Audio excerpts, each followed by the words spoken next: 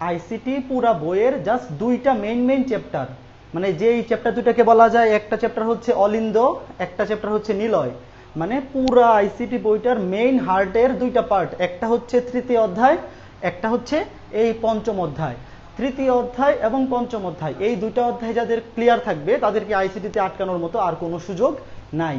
তো আমরা তৃতীয় অধ্যায়ের মতোই এই পঞ্চম অধ্যায়, যেটা সবচেয়ে গুরুত্বপূর্ণ, এবং আইসিটির সাথে আসলে এই আমরা আইসিটি বলতেই সবার প্রথমে আমাদের মাথায় যে আইডিয়াটা বা যে চিন্তাটা আসে সেটা হচ্ছে প্রোগ্রামিং বা প্রোগ্রাম ডিজাইন। তো আমরা একদম বেসিক জিনিসটা ক্লিয়ার করা শুরু, মানে একদম ক্লিয়ার প্রথম থেকে কভার করে যাওয়ার চেষ্টা করব। যদিও আমি প্রথমে ভাবছিলাম যে আমি শুধু বেসিক জিনিসগুলো পড়াবো, বেসিক বলতে একদম কোডিং বা প্রোগ্রামিং, যেটা একটা হচ্ছে অ্যালগোরিদম, মানে তিনটা পার্ট, অ্যালগোরিদম, ফ্লোচার্ট এবং কোডিং।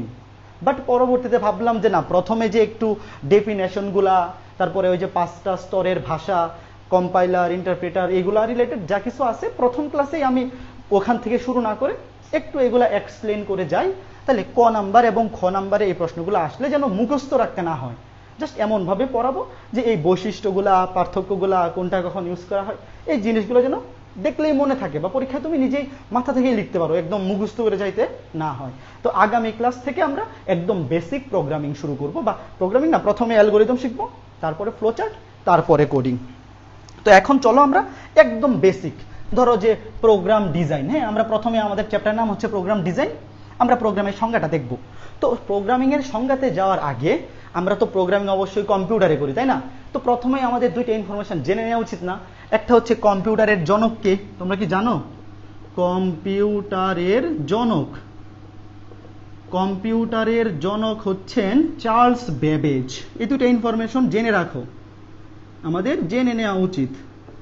কম্পিউটারের জনক হচ্ছেন চার্লস বেবেজ, এবং প্রোগ্রামিং ধারণার জনক বা কম্পিউটার প্রোগ্রামিং ধারণার জনক, কম্পিউটার প্রোগ্রামিং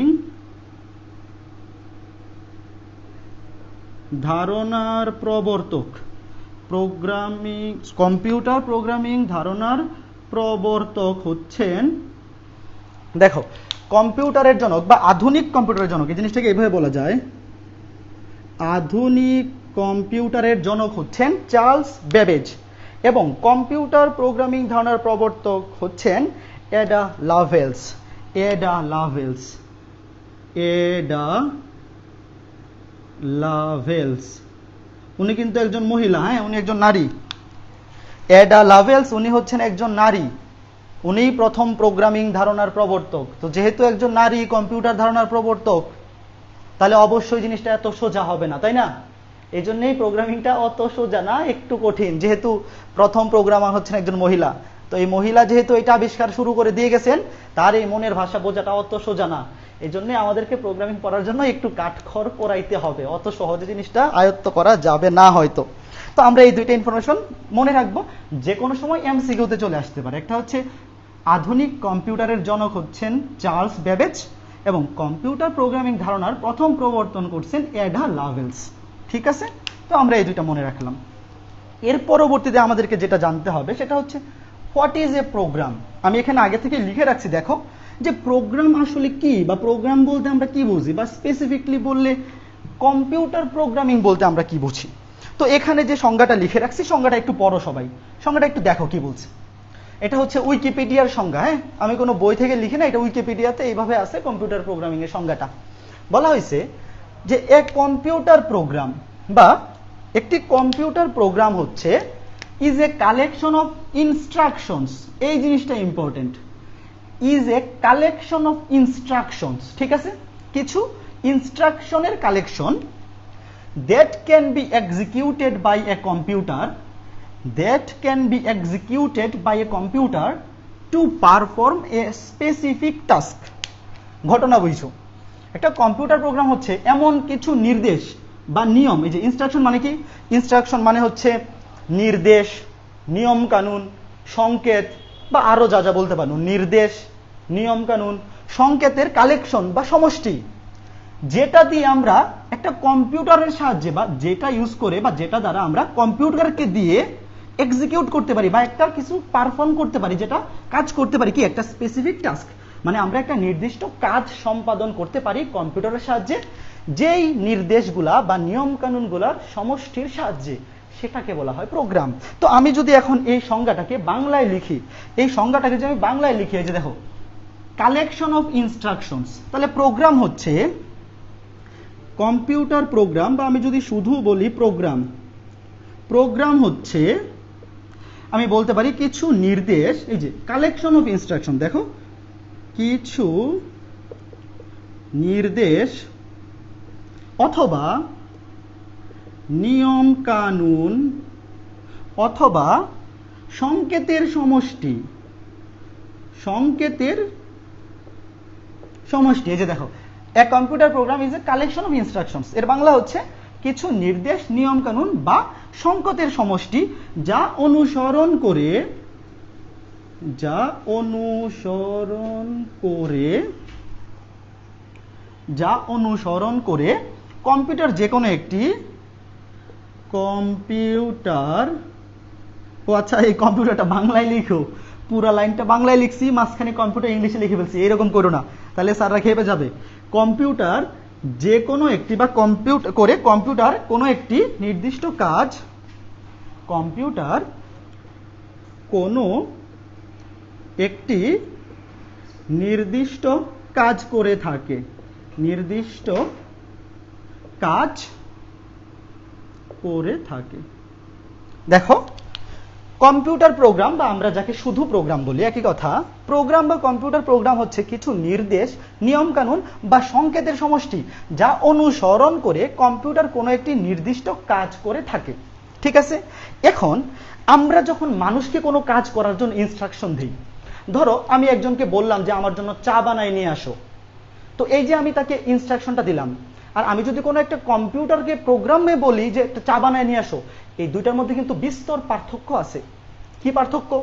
পার্থক্যটা হচ্ছে, আমি যদি কোনো মানুষকে বলি যে চা বানায় নিয়ে আসো, তাইলে আমার এতটুক এক্সট্রা বলে দিলেই এনাফ যে চাটা কি দুধ চা হবে নাকি লাল চা হবে, অথবা অনেকে জাস্ট এইটা অ্যাড করে দিতে পারে যে এখানে চাতে চিনি বেশি হবে নাকি চিনি কম হবে, এর বেশি কিন্তু কিছু বলার দরকার নাই। বাট তুমি যখন একটা কম্পিউটারকে প্রোগ্রামিং করতে যাবা, বা কম্পিউটারকে একটা নির্দেশ দিবা বা আদেশ দিবা, তখন কিন্তু তাকে জাস্ট এতটুক বললে হইতো না। ধরো তুমি একটা কম্পিউটারকে নির্দেশ দিবা যে চা বানায় নিয়ে আসো, ধরো সে, বা একটা রোবটকে বলবা চা বানায় নিয়ে আসো, তাহলে তুমি যদি তাকে শুধু এতটুক বলো যে দুধ চা নাকি লাল চা, তাহলে কিন্তু সে বানাইতে পারবে না। কারণ কম্পিউটার তো মানুষের মতো অটোমেটিক প্রোগ্রাম তৈরি করা নাই। আমাদের সৃষ্টিকর্তা আমাদের মাথায় যে প্রোগ্রাম তৈরি করে দিয়েছেন অটোমেটিক্যালি, যে আমাকে কেউ যদি বলে এক কাপ চা বানিয়ে নিয়ে আসো, তাহলে আমার মাথায় অটোমেটিক আসবে যে চা বানানোর জন্য আমাকে আগে রান্নাঘরে যাইতে হবে, আমাকে আগুন জ্বালাইতে হবে, একটা পটের মধ্যে পানি নিতে হবে, পানি জাল দিতে হবে, এগুলো কিন্তু অটোমেটিক আমার মাথায় আসবে, আমাকে এগুলো বলে দেওয়ার দরকার নাই। কিন্তু এই কম্পিউটারকে তুমি যদি বলো চা বানায় নিয়ে আসো, তাহলে প্রথমে তাকে বলতে হবে যে তুমি অন হও, তুমি উঠে দাঁড়াও, তুমি দরজার কাছে যাও, দরজা খোলো, দরজা থেকে বের হও, রান্নাঘরে যাও, আগুন জ্বালাও, একটা পট নাও, পানি ভরো, পানি জাল দাও, পানি জাল হইলে সেখানে চা পাতা দাও, তারপরে দুধ দাও, যত যা কিছু আছে সব কিছু তাকে ইনস্ট্রাকশন দিয়ে দিতে হবে। মানে তার নিজের মাথায় কোনো বুদ্ধি নাই। তো একটা প্রোগ্রাম হইতে হবে এমন ভাবে লিখতে হবে যে একদম জিরো থেকে যত পর্যন্ত যা কিছু আছে সবকিছু ইনস্ট্রাকশন একদম পাই টু পাই, একদম করায় করায় তাকে বলে দিতে হবে, নাইলে সে কাজ করতে পারবে না। এটাই হচ্ছে মানুষের সাথে কম্পিউটারের পার্থক্য। তুমি মানুষের কাছ থেকে 90% জিনিস অটোমেটিক পাওয়া যাবা, যেটা তার মস্তিষ্ক অটোমেটিক কাজ করে ফেলতে পারে। বাট এই কম্পিউটার হচ্ছে একটা নির্বোধ যন্ত্র, যেখান থেকে তুমি ফ্রিতে কিছু পাবা না, সব কিছু তাকে বলে দিতে হবে। ঠিক আছে, তো মানুষের মাথা হচ্ছে সবচেয়ে বেশি ভালো প্রোগ্রাম অটোমেটিক, যেটা সৃষ্টিকর্তা সেট করে দিয়েছেন। এর চাইতে বেশি ভালো প্রোগ্রামার বা কেউ প্রোগ্রাম হয়তো এই রোবটে বা কোনো কিছুতে কেউ সেট করতে পারবে না, এর চাইতে বেশি ভালো হওয়া পসিবলও না। এখন দেখো আমরা আমাদের প্রোগ্রামিং এ ঢুকি, যে প্রোগ্রামিং কি। আমরা সবকিছু প্রথম ক্লাস, তো আমরা আজকে একদম সংজ্ঞা সহ ব্যাখ্যা সহ পড়ে যাব। নেক্সট ক্লাস থেকে আমরা সুন্দর সুন্দর জিনিস পড়বো যেগুলো হয়তো তোমরা বুঝতে পারো না, বাট আজকে ক্লাসে যা পড়াবো জাস্ট দেখলেই বুঝতে পারবা। বাট বুঝতে পারলে মুখস্থ করতে হবে না, আর যারা না বুঝে পড়বা তাদের এটা মুখস্থ রাখতে হবে ক এবং খ নাম্বারের প্রশ্নের জন্য। এখন প্রথমেই আমরা যদি আসি কম্পিউটার, তোমরা যারা তৃতীয় অধ্যায় পড়ে আসছো তোমরা জানো যে কম্পিউটারের নিজস্ব ভাষা হচ্ছে বাইনারি ভাষা। কম্পিউটারের নিজস্ব ভাষা হচ্ছে বাইনারি ভাষা। কম্পিউটার শুধুমাত্র বাইনারি ভাষা বুঝতে পারে, অন্য কোনো ভাষা বুঝতে পারে না। তাইলে তুমি যদি কম্পিউটারকে একটা নির্দেশ দেও, আদেশ দেও একটা কাজ করার জন্য, তাকে ইনস্ট্রাকশন পাঠাও, তাহলে অবশ্যই সে তো বাইনারি ভাষা ছাড়া অন্য কোনো ভাষা বুঝতে পারবে না, তাই না? তাহলে অবশ্যই তাকে বাইনারি ভাষায় বলতে হবে। এখন বাইনারি ভাষা কি দেখো তো। বাইনারি ভাষা হচ্ছে শুধুমাত্র 0 এবং 1 এই দুইটার সাহায্যে তৈরি যে ভাষা, সেটাকে বলা হয় বাইনারি ভাষা। এখন আমরা যে কম্পিউটারকে নির্দেশ দিব, সে শুধু বাইনারি ভাষা বুঝতে পারে। তো আমরা কি বাইনারি ভাষা বুঝতে পারি? এইরকম বাইনারি ভাষা, ধরো একটা বাইনারি ভাষার সংকেত হচ্ছে ধরো এরকম 1010001110। আমি যদি এটা বলি যে এটা দিয়ে আমি কি আদেশ দিছি, এটা কম্পিউটার বুঝতে পারবে, বাট আমি নিজেই তো বুঝবো না। ধরো এই যে আমি একটা কম্পিউটারকে বললাম এটা করে আনো, সে হয়তো ঠিকই করে নিয়ে চলে আসবে, কিন্তু কি যে করতে বলছি আমি তো জানি না। মানুষের দ্বারা কি এই বাইনারি ভাষা বোঝা পসিবল না? তাইলে আমাদের অবশ্যই কম্পিউটারের একটা ভাষা আছে, আমাদের একটা ভাষা আছে। তো যেহেতু ধরো আমি যদি চাইনিজ মানুষের সাথে কথা বলতে চাই, তাহলে তো অবশ্যই এখানে একটা ঝামেলা হবে। আমার ভাষা সে বুঝে না, তার ভাষা আমি বুঝি না, মাঝখানে অবশ্যই একটা সেতু বন্ধন বা কিছু একটা ব্রিজ বানাইতে হবে, যেটার মাধ্যমে একের সাথে আরেকজন কি করতে পারি, আদান প্রদান করতে পারি, তথ্য বা মত প্রকাশ করতে পারি। তো কম্পিউটারেও এখানে এরকম এই ঝামেলাটা ক্রিয়েট হয়। কম্পিউটার শুধু বাইনারি ভাষা বুঝে, আবার মানুষের সাহায্যে তো বাইনারি ভাষা সব মনে রাখা পসিবল না। তাহলে দেখো এখানে ঘটনাটা কি ঘটে। এখন এই যে বাইনারি ভাষা, কম্পিউটার যে ভাষা বুঝতে পারে, সেই ভাষায় যদি তুমি একটা প্রোগ্রাম লিখো, সেটাকে বলা হয় ফার্স্ট জেনারেশন ভাষা। আমি পরে ডিটেলস বলতেছি, অসুবিধা নাই, আগে লিখো। প্রোগ্রাম ডিজাইনে আমরা 5টা টাইপের ভাষা ইউজ করি। এখনো পর্যন্ত 3টা দিয়ে চলে, বাট চতুর্থ এবং পঞ্চম প্রজন্মের ভাষা নিয়েও কাজ চলতেছে। তো দেখো প্রথমে হচ্ছে প্রথম প্রজন্মের ভাষা, এটা হচ্ছে first generation language. First generation language, এটাকে বাংলায় বলে প্রথম প্রজন্মের ভাষা। বাংলায় তুমি বলতে পারো, কি বলতে পারো, প্রথম প্রজন্মের ভাষা।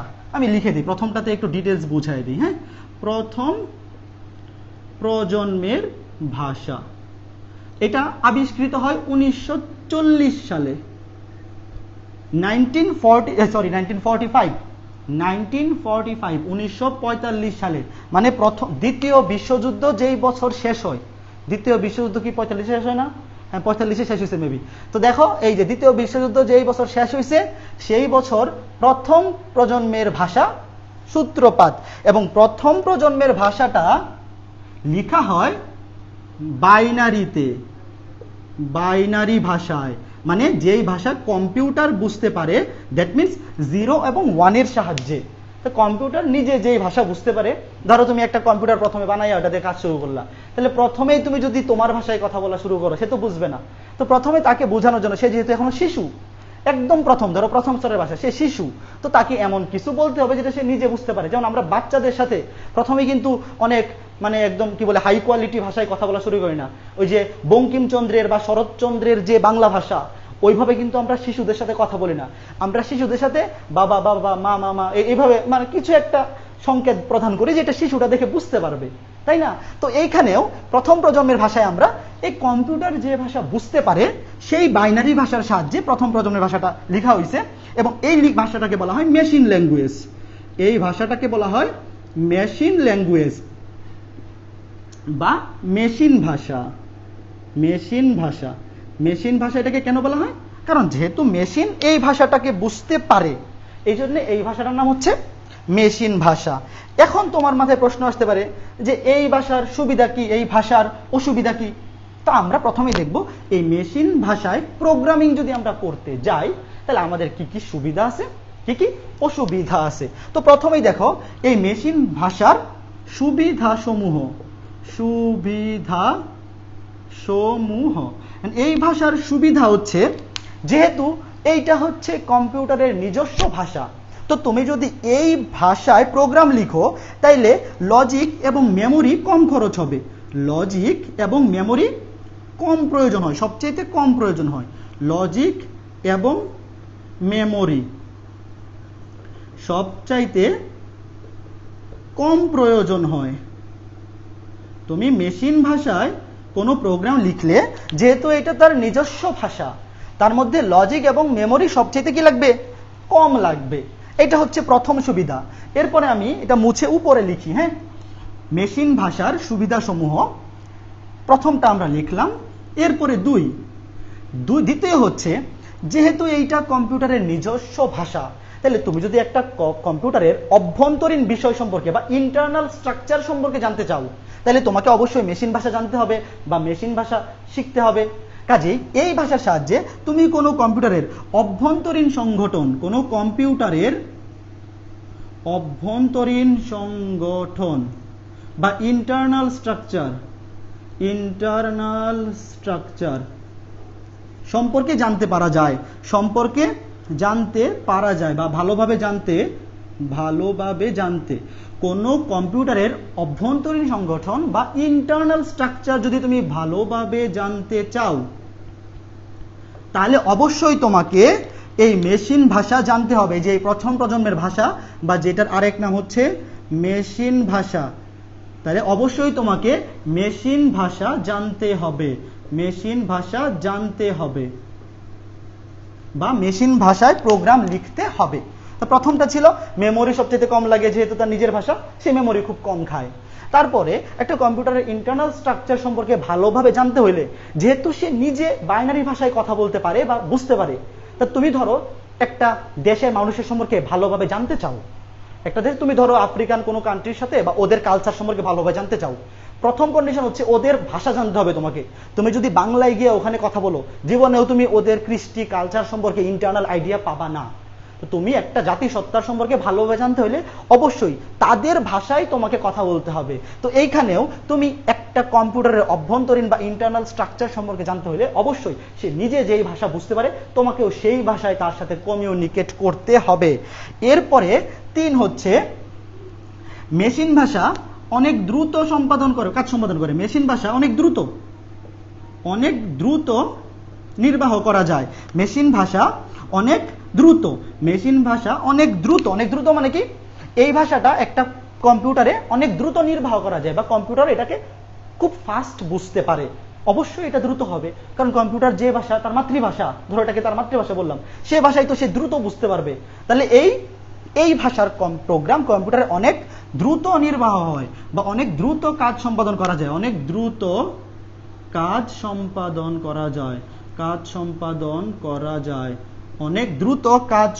করা যায়। তারপরে হচ্ছে 4 নম্বর হচ্ছে, কম্পিউটার বর্তনীর ভুল ত্রুটি সংশোধন।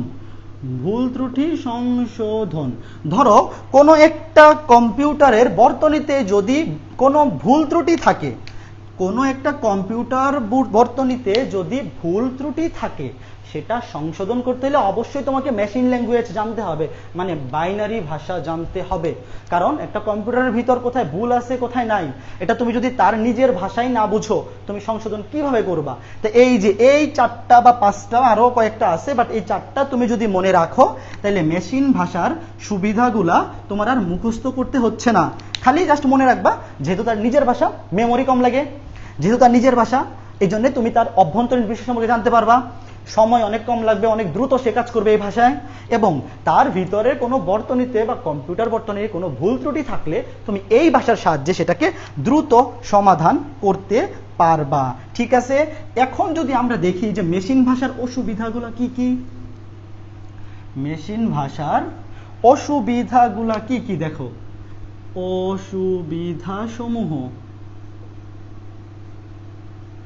মেশিন ভাষার অসুবিধাসমূহ দেখো। মেশিন ভাষার অসুবিধা হচ্ছে, আমরা যারা প্রোগ্রাম করব, প্রোগ্রাম তো অবশ্যই মানুষই করে, তাই না? তো আমরা তো এই কম্পিউটারের ভাষা বা বাইনারি ভাষা জানি না। কম্পিউটার নিজের ভাষা হচ্ছে বাইনারি ভাষা, আমাদের ভাষা তো বাইনারি না। তো আমাদের জন্য তো এই কোডটা লেখা অনেক কষ্ট হয়ে যাবে, যেহেতু আমি বাইনারি ভাষা বুঝি না। তো আমি যদি এই প্রোগ্রামিং এই বাইনারি ভাষায় করতে চাই, তাহলে এটা কি হয়ে যাবে? আমার জন্য অনেক কষ্টসাধ্য হয়ে যাবে আমার জন্য। তারপরে এখানে আরেকটা জিনিস হচ্ছে, তুমি যখন মেশিন ভাষায় প্রোগ্রামিং করবা, একটা মেশিনের জন্য তুমি যে প্রোগ্রামিংটা করবা সেটা অন্য মেশিনে ইউজ করতে পারবা না। মানে এটা হচ্ছে মেশিন নিরপেক্ষ নয়। এক মেশিনের জন্য বা এক ধরনের মেশিনের জন্য লিখিত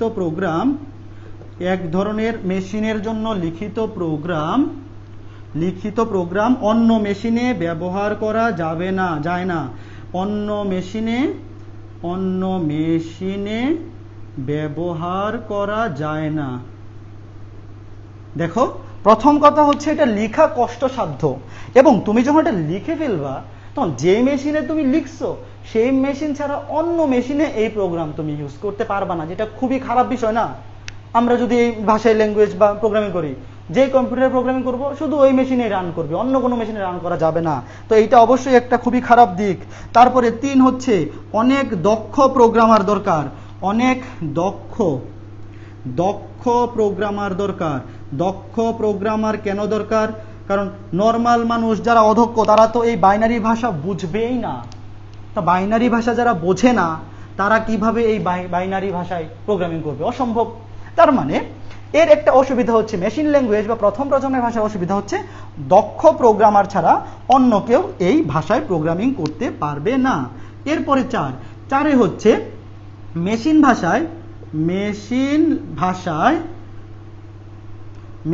ভাষায় ডিবাগিং করা অনেক কষ্টসাধ্য।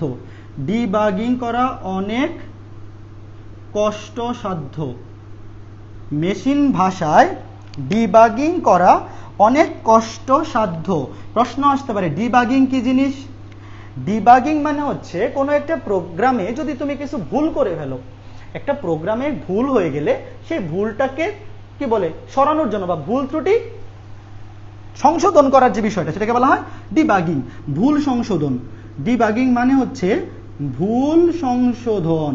তার মানে মেশিন ভাষায় তুমি যে প্রোগ্রামটা লিখবা সেই প্রোগ্রামে যদি কোনো ভুল থাকে সেইটা খুঁজে বের করা, ডিবাগিং করা বা ভুল সংশোধন করা খুবই কষ্টসাধ্য। স্বাভাবিকভাবে এটা সুন্দর মতো করা যায় না, যেহেতু আমরা এই ভাষা অনেকে বুঝিই না, আমরা নিজেরাই বাইনারি ভাষা বুঝি না, তো কোথায় ভুল হয়েছে সেটা আর আমরা কেমনে খুঁজে বের করবো, তাই না? ঠিক আছে, তো এইটা ছিল প্রথম প্রজন্মের ভাষা, যেটাকে আমরা বলি মেশিন ভাষা বা মেশিন ল্যাঙ্গুয়েজ, এবং যেই ভাষাটা বাইনারি সংখ্যা পদ্ধতি বা শুধু 0 এবং 1 ইউজ করে লেখা হয়। ঘটনা ক্লিয়ার? এরপরে আমরা পরের দ্বিতীয় প্রজন্মের ভাষাতে যাব। খুবই সুন্দর জিনিসগুলা কিন্তু, হ্যাঁ, একটু মনে রাখো, এগুলো হচ্ছে ক এবং খতে প্রচুর আসে। একটা সৃজনশীলের খ নাম্বার প্রশ্নে এই প্রশ্নগুলা দিতে পারে যে একটা ভাষার সুবিধা অসুবিধা লিখো। তাহলে এগুলো তুমি যদি বুঝে যাও তাহলে মুখস্থ করতে হবে না। এরপরে দ্বিতীয় প্রজন্মের ভাষা বা সেকেন্ড জেনারেশন ল্যাঙ্গুয়েজ, এটাকে বাংলায় বলে দ্বিতীয় প্রজন্মের ভাষা, যেটা আবিষ্কৃত হয়েছে 1950 সালে। এটা আবিষ্কৃত হয় 1950 সালে। তো এখন দেখো, এই যে দ্বিতীয় প্রজন্মের ভাষা বা সেকেন্ড জেনারেশন ল্যাঙ্গুয়েজ, এর একটা নাম আছে। এর নাম হচ্ছে, দেখো, প্রথম প্রজন্মের ভাষার নাম ছিল মেশিন ল্যাঙ্গুয়েজ বা মেশিন ভাষা, আর দ্বিতীয় প্রজন্মের ভাষার নাম হচ্ছে অ্যাসেম্বলি ভাষা। অ্যাসেম্বলি ভাষা, অ্যাসেম্বলি ল্যাঙ্গুয়েজ বা অ্যাসেম্বলি ভাষা, অ্যাসেম্বলি ভাষা। তো দেখো,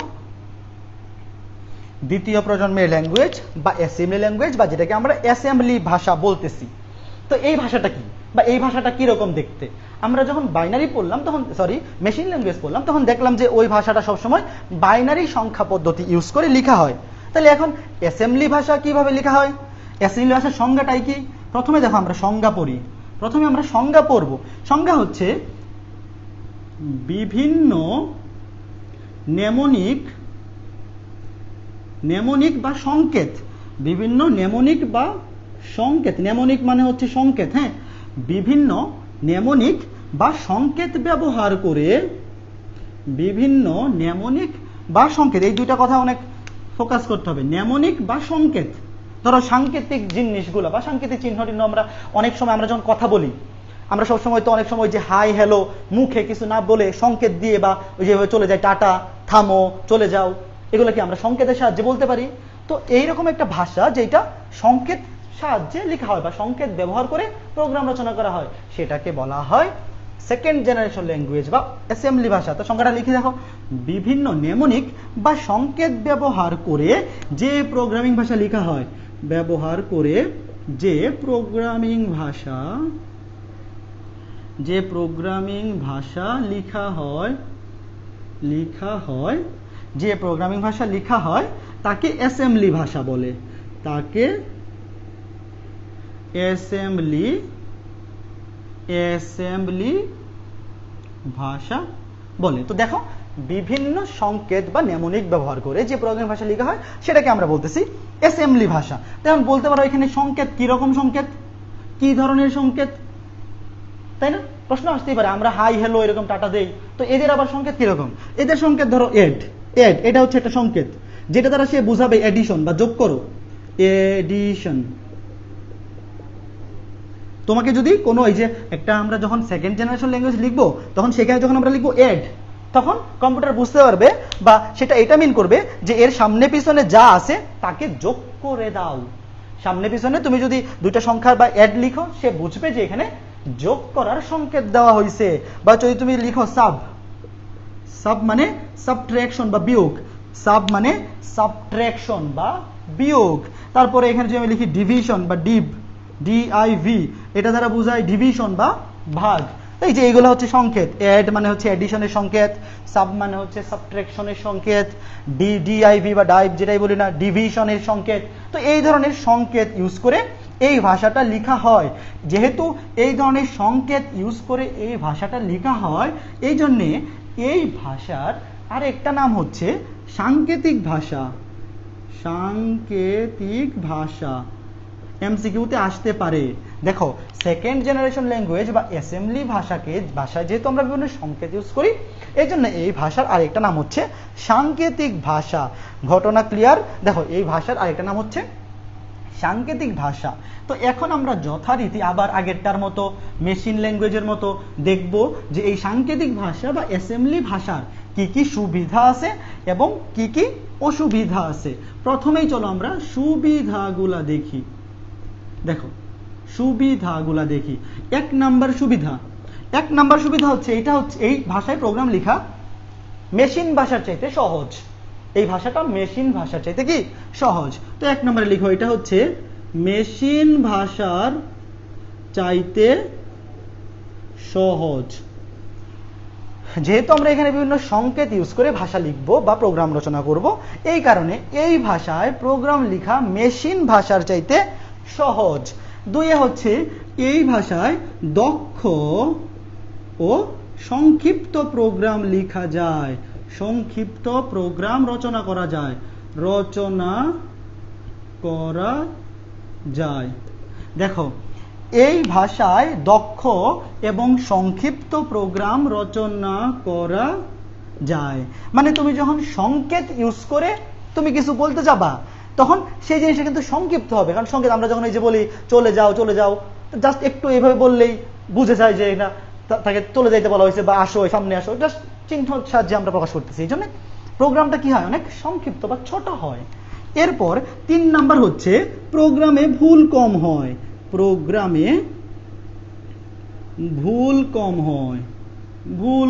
জিনিসটা দেখো, প্রোগ্রামে ভুল কেন কম হবে? কারণ এখানে নির্দিষ্ট কিছু সংকেত অটোমেটিক আগে থেকেই ফিক্স করা আছে, তো তুমি যখন যোগ করতে যাবা অবশ্যই অ্যাড লিখবা, বিয়োগ করতে গেলে সাব লিখবা, ভাগ করতে গেলে ডিআইভি লিখবা বা ডিভিশন লিখবা। তো এই জিনিসগুলোতে ভুল হওয়ার চান্স কি থাকে? কম থাকে। তাইলে এই সেকেন্ড জেনারেশন বা অ্যাসেম্বলি ভাষা বা সাংকেতিক ভাষার সুবিধা হচ্ছে মেশিন ভাষার চাইতে সহজ, সংক্ষিপ্ত প্রোগ্রাম এবং দক্ষ প্রোগ্রাম লেখা যায় এবং প্রোগ্রামে ভুল ত্রুটি কম থাকে। এখন আমরা দেখব অসুবিধা সমূহ। অবশ্যই কিছু অসুবিধা আছে, যার সুবিধা আছে তার অসুবিধাও অবশ্যই আছে। এখন খেয়াল করে দেখো, এখানেও সেম জিনিস, আগেরটার মতো মেশিন ভাষার মতো অ্যাসেম্বলি ভাষাও বা সাংকেতিক ভাষাও একটা কম্পিউটারের জন্য যেটা লিখবা সেটা অন্য কম্পিউটারে ব্যবহার করা যাবে না। সেম আগেরটার মতো, এক মেশিনের প্রোগ্রাম অন্য মেশিনে, এক মেশিনের প্রোগ্রাম অন্য মেশিনে ব্যবহার করা যায় না, ব্যবহার করা যায় না। দেখো তুমি মেশিন ভাষার মতো সেম এই যে অ্যাসেম্বলি ভাষা, এখানেও তুমি একটা মেশিনের জন্য যে ভাষাটা লিখবা বা যে প্রোগ্রামটা লিখবা সেটা অন্য কোনো মেশিনে ইউজ করতে পারবা না। এটা একটা বড় অসুবিধা, কিন্তু এটা বিশাল অসুবিধা। কারণ তুমি একটা প্রোগ্রাম একটা কম্পিউটারে লিখলা, সেটা আবার তুমি তোমার ল্যাপটপ ইউজ করতে পারবা না। এটা হইলো তাহলে আমরা কিন্তু আসলে এই যে প্রথম দুইটা ভাষা যে শিখতেছি এগুলো কিন্তু এখন আর ইউজ করা হয় না, কারণ এগুলা মানদাতার আমলে কাজ শেষ। এখন আরো কত সুন্দর সুন্দর ভাষা চলে আসছে, বাট পরীক্ষায় আসতে পারে, এই জন্য আমাদের শিখতে হবে, যদিও এখন আর ইউজ করা হয় না। এখন দেখো এই ভাষাটা যদিও মেশিন ভাষার চাইতে লেখা সহজ এবং কি বলে ছোট, মানে সংক্ষিপ্ত হয় এবং ছোট হয়, বাট এটা লেখা আরো বেশি কষ্টসাধ্য। এটা লেখা মেশিন ভাষার চাইতে লেখা অনেক বেশি কষ্টসাধ্য। যদিও প্রোগ্রামটা ছোট হবে, সহজ হবে, বাট লিখতে গিয়ে তোমার 12টা বাইজা যাবে। এই জন্য এটা হচ্ছে কষ্টসাধ্য এবং সময় সাপেক্ষ।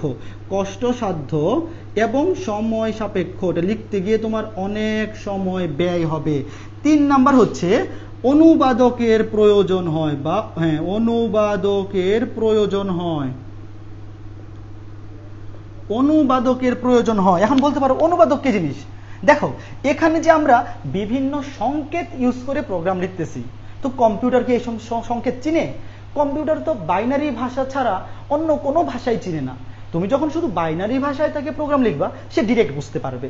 অন্য যে কোনো ভাষায়, সেটা হোক অ্যাসেম্বলি বা পরবর্তীতে যেগুলো শিখবো, অন্য যে কোনো ভাষায় তুমি যদি প্রোগ্রাম করো সেটা কিন্তু কম্পিউটার বুঝতে পারবে না। তার মানে কি, এটাকে ট্রান্সলেট করতে হবে। যেমন আমাকে যদি একজন চীনের কেউ আইসা চীনা ভাষায় কিছু একটা দিয়ে দেয়, চীনা ভাষায় আমাকে যদি একটা চিঠি বা লেটার পাঠায়, তাহলে আমি কি এটা দেখে বুঝতে পারবো? একটা চীনা ভাষায় লেখা চিঠি আমি পড়তে পারবো না। আমার কি করতে হবে? সেটাকে অনুবাদ বা ট্রান্সলেট করতে হবে। তো এখানেও যেহেতু অ্যাসেম্বলি ভাষা কম্পিউটার বুঝতে পারে না, অবশ্যই ভাষাটাকে কি করতে হবে? অনুবাদ করে দিতে হবে। তো অনুবাদ করে দেওয়ার জন্য অনুবাদক প্রয়োজন হবে। যেমন মনে করো তোমরা যখন বিভিন্ন দেশের সাথে, মনে করো যে বাংলাদেশের প্রধানমন্ত্রী যখন চীনের প্রধানমন্ত্রীর সাথে বা যে কোনো 2 দেশের প্রধানমন্ত্রী যখন একসাথে মিটিং করে, তো ওই চীনের প্রধানমন্ত্রী যা বলতেছে সেটা তো হয়তো আমাদের প্রধানমন্ত্রী বুঝতে নাও পারতে পারেন, কারণ উনি তো হয়তো চীনের ভাষা বুঝেন না। বা বাংলা ভাষায় প্রধানমন্ত্রী যদি কিছু বলেন তখন তো ওই চীনের প্রেসিডেন্ট কিছু বুঝবেন না। তখন কি করতে হয়? তখন দেখবা 2 জন প্রেসিডেন্টের সাথে বা প্রধানমন্ত্রীর সাথে 2 জন অনুবাদক বসে থাকেন, মানে পিছনে 2 জন লোক বসে থাকেন যারা হচ্ছে ওনাদের ভাষাগুলোকে অনুবাদ করে বা ট্রান্সলেট করে কনভার্ট করে বলে যে আসলে উনি কি বলতেছেন। ধরো আমাদের প্রধানমন্ত্রী ওনাকে বললেন যে আপনি আসায় আমরা খুব খুশি হয়েছি, তখন ওই এই বাংলাটাকে ওই যে অনুবাদক থাকবে উনি এটাকে ট্রান্সলেট করে হয়তো চীনা ভাষায় বলবে। তো এইভাবে আসলে বিষয়গুলো তখন আলাপ আলোচনাগুলো করা হয় বা কূটনৈতিক বিভিন্ন বিষয় তখন সমাধান করা হয়। আর যদিও এখন সবাই ইংলিশ ইউজ করে, বাট ধরো যে এখানে এখন আমরা ইংলিশ ছাড়া অন্য কোনোভাবে কনভার্ট করতে চাইতেছি বা কথা বলতে চাইতেছি, তো এখানেও কিন্তু বিষয়টা তাই। এই যে অ্যাসেম্বলি ভাষা, এটা কিন্তু কম্পিউটার বুঝতে পারবে না। তাই অবশ্যই এমন একজন লোক বসে থাকতে হবে যে অ্যাসেম্বলি ভাষাটাকে ট্রান্সলেট করে বাইনারিতে দিবে, তারপর কম্পিউটার বুঝতে পারবে। ঘটনা বুঝে গেল। তাহলে এখন পরীক্ষায় যদি ফার্স্ট জেনারেশন ল্যাঙ্গুয়েজ এবং সেকেন্ড জেনারেশন ল্যাঙ্গুয়েজ থেকে কোনো প্রশ্ন আসে, সুবিধা অসুবিধা আশা করি মুখস্থ করা লাগবে না, একটু জিনিস চিন্তা করলেই পারা যাবে। এখন আর একটা জিনিস, থার্ড জেনারেশন ল্যাঙ্গুয়েজ আমাদের এই চ্যাপ্টারের সবচেয়ে ইম্পর্টেন্ট ভাষা হচ্ছে third generation language. 4th 5th এখনো আমাদের ইউজেসে আসে নাই, আমরা দেখব। বাট থার্ড জেনারেশন ভাষায় যাওয়ার আগে আমি একটা জিনিস এখান থেকে বলে দিই, যেটা তোমরা রিডিং করে নিবা বা পরীক্ষা অনেক সময় আসতে পারে। হ্যাঁ, অ্যাসেম্বলি ভাষায় 4টা অংশ থাকে। অ্যাসেম্বলি ভাষা ধরো অ্যাসেম্বলি ল্যাঙ্গুয়েজ, তোমরা এগুলা বই থেকে রিডিং করবা। হ্যাঁ, এগুলা এমসিকিউ এর জন্য কিন্তু এখন কিন্তু জানো তোমরা অবশ্যই অনেকে যে ওই যে সামনে গুচ্ছবর্তী পরীক্ষা হবে, তোমরা যারা 21 বা 22 ব্যাচের স্টুডেন্ট আছো, তখন কিন্তু তোমাদের ম্যাথ বা বায়োলজির পরিবর্তে বা তোমার যে অপশনাল সাবজেক্ট আছে সেটার পরিবর্তে তুমি কিন্তু আইসিটি দাগাইতে পারবা এমসিকিউতে। তো আইসিটিটা অবশ্যই এমসিকিউ গুলা পারার জন্য একদম বইটা লাইন ধরে ধরে পড়বা। এবং তোমরা যদি একটা বই আমার কাছে সাজেশন চাও, আমি তোমাকে বলবো প্রকৌশলী মুজিবুর রহমান স্যারের যে বইটা আছে এই বইটা কালেক্ট করার জন্য। প্রকৌশলী মুজিবুর রহমান স্যারের বইটা, এই বইটা বেস্ট। প্রকৌশলী মুজিবুর রহমান স্যার, এই স্যারের বইটা তোমরা অবশ্যই কালেক্ট করবা, কারণ তোমরা যখন এমসিকিউ পরীক্ষার জন্য নিজেকে প্রিপেয়ার করতে যাবা তখন এই বইটা পড়লে তোমার জন্য বেস্ট হবে। অন্যান্য বইয়ে কিছু বইয়ে শুধু শুধু এক্সট্রা ইনফরমেশন দিয়ে রাখছে, বা কোনো কোনো বইয়ে ইনফরমেশন কম আছে, কিন্তু এই বইটাতে একদম পারফেক্ট সুন্দর মতো এমসিকিউ এর জন্য যে ইনফরমেশনগুলো জানা জরুরি ঠিক ততটুকুই আছে, এখানে কমও নাই, আবার খুব এক্সট্রা যেগুলো দরকার ছাড়া সেগুলোও এখানে দেয়া নাই। কাজেই তোমরা এই প্রকৌশলী মুজিবুর রহমান স্যারের বইটা কিনে নিজে নিজে অবশ্যই পুরো বইটা একবার রিডিং করা ট্রাই করবা, তাইলে ভর্তি পরীক্ষায় প্রচুর হেল্প পাবা। যাদের ম্যাথে প্রবলেম বা অনেকে ম্যাথ ভয় পাও, আবার অনেকে বায়োলজি পড়তে খুবই বিরক্ত লাগে, যদিও ইন্টারমিডিয়েটে না চাইলেও পড়তে হবে, বাট ভর্তি পরীক্ষায় গিয়ে কিন্তু তুমি ওইটার ব্যাকআপ হিসেবে এটা ইউজ করতে পারো, এটা কিন্তু খুব কাজে দিবে তখন। এখন দেখো অ্যাসেম্বলি ল্যাঙ্গুয়েজে টোটাল 4টা পার্ট থাকে, অ্যাসেম্বলি ল্যাঙ্গুয়েজে টোটাল 4টা পার্ট থাকে। 4টা পার্ট কি কি? প্রথম পার্টটা হচ্ছে লেবেল, তারপরেটা হচ্ছে opcode, label, opcode, operant, label, opcode, operant, আরেকটা কি? আরেকটা হচ্ছে কমেন্ট। দেখো এই যে এই 4টা পার্ট, একটা অ্যাসেম্বলি ভাষা বা অ্যাসেম্বলি ল্যাঙ্গুয়েজে তুমি যখন একটা প্রোগ্রাম বানাবা, অ্যাসেম্বলি ল্যাঙ্গুয়েজে তুমি যখন একটা নির্দেশ বা প্রোগ্রাম বানাবা, ধরো আমি লিখলাম প্রোগ্রাম, হ্যাঁ, তুমি যখন অ্যাসেম্বলি ল্যাঙ্গুয়েজে একটা প্রোগ্রাম লিখবা, সেই প্রোগ্রামে 4টা অপশন থাকে, একটা লেভেল, অপকোড, অপারেন্ট, কমেন্ট। এই জিনিসগুলো বইয়ের ডিটেলস লেখা আছে, জাস্ট একটু নিজে রিডিং করবা তাহলেই পারবা। এবং এর মধ্যে এই যে লেভেল, এটা হচ্ছে অপশনাল, এটা অপশনাল, পরের দুইটাও অপশনাল, হ্যাঁ, অপশনাল, এই 3টা অপশনাল। মানে তুমি যখন একটা অ্যাসেম্বলি ল্যাঙ্গুয়েজে কোনো প্রোগ্রাম লিখবা বা কম্পিউটারকে নির্দেশ দিবা, তখন সেইখানে লেবেল, অপারেন্ট, কমেন্ট এই 3টা হচ্ছে অপশনাল, মানে এরা থাকতেও পারে নাও থাকতে পারে। একটা প্রোগ্রামে যে এই 3টা একসাথে থাকতেই হবে এমন না, হইতে পারে এই 2টা আছে এই 2টা নাই, বা এইটা নাই এই 2টা আছে, যে কোনো থাকতেও পারে নাও থাকতে পারে, কোনো সমস্যা নাই। বাট এইটা হচ্ছে ম্যান্ডেটরি, অপকোড থাকতেই হবে, অপকোড কিন্তু অপশনাল না। একটা কমেন্ট তুমি যখন একটা প্রোগ্রাম যখন অ্যাসেম্বলি ভাষায় লিখবা, তখন অপকোডটা ম্যান্ডেটরি, এটা থাকবেই, বাট বাকিগুলার যে কোনো একটা দুইটা মিসিং হইলেও কোনো সমস্যা নাই, ঠিক আছে? তো এখন আরেকটা জিনিস আমাদের জানতে হবে, সেটা হচ্ছে আমরা যে মাত্র 2টা ভাষা পড়লাম, একটা হচ্ছে মেশিন ভাষা, যেটা হচ্ছে ফার্স্ট জেনারেশন ল্যাঙ্গুয়েজ, আরেকটা হচ্ছে কি ভাষা মাত্র পড়লাম? অ্যাসেম্বলি ভাষা, অ্যাসেম্বলি ভাষা, যেটা হচ্ছে সেকেন্ড জেনারেশন ল্যাঙ্গুয়েজ, ঠিক আছে? এই দুইটা ভাষাকে একসাথে বলা হয় নিম্ন স্তরের ভাষা, নিম্ন স্তরের ভাষা। মেশিন ভাষা বা ফার্স্ট জেনারেশন ল্যাঙ্গুয়েজ এবং অ্যাসেম্বলি ভাষা বা সেকেন্ড জেনারেশন ল্যাঙ্গুয়েজকে একসাথে বলা হয় নিম্ন স্তরের ভাষা। এদেরকে নিম্ন স্তর কেন বলা হয়? কারণ এদেরকে মানুষ বুঝতে পারে না। এই ধরনের ভাষা মানুষ বুঝতে পারে না, বা মানুষ আমাদের বুঝতে খুবই অসুবিধা, আমরা বাইনারি ইউজ করি না, আবার এই সমস্ত সংকেত ব্যবহার করেও তো আমরা নর্মাল দৈনন্দিন কাজ করি না, এই জন্য এই ভাষাগুলোকে বলা হয় নিম্ন স্তরের ভাষা। একটা প্রোগ্রামিং ভাষা যত বেশি মানুষের ভাষার কাছাকাছি, সেটা তত বেশি উন্নত।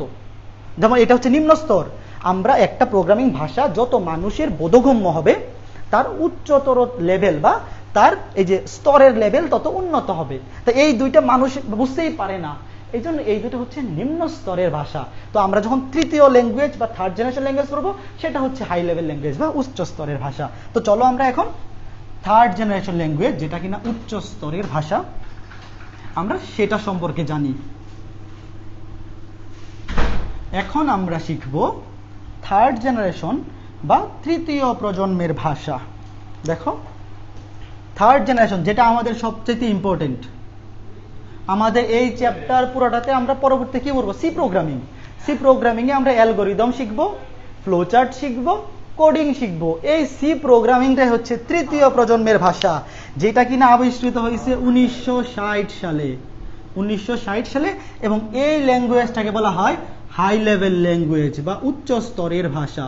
হাই লেভেল ল্যাঙ্গুয়েজ, উচ্চ স্তরের ভাষা, কারণ এইটাকে মানুষ বুঝতে পারে, এই ভাষাটাকে মানুষ বুঝতে পারে, কারণ এই ভাষাটা লেখা হয় ইংলিশে, এই ভাষাটা লেখা হয় ইংরেজিতে। তো ইংরেজি তো মানুষের ভাষাই, যদিও আমার বা তোমার মাতৃভাষা না, তাও ইন্টারন্যাশনাল ল্যাঙ্গুয়েজ হিসেবে যেটাকে ধরা হয়েছে, সেই ইন্টারন্যাশনাল ল্যাঙ্গুয়েজ দিয়ে এই ভাষাটা লেখা হয় বা প্রোগ্রামিংটা লেখা হয়।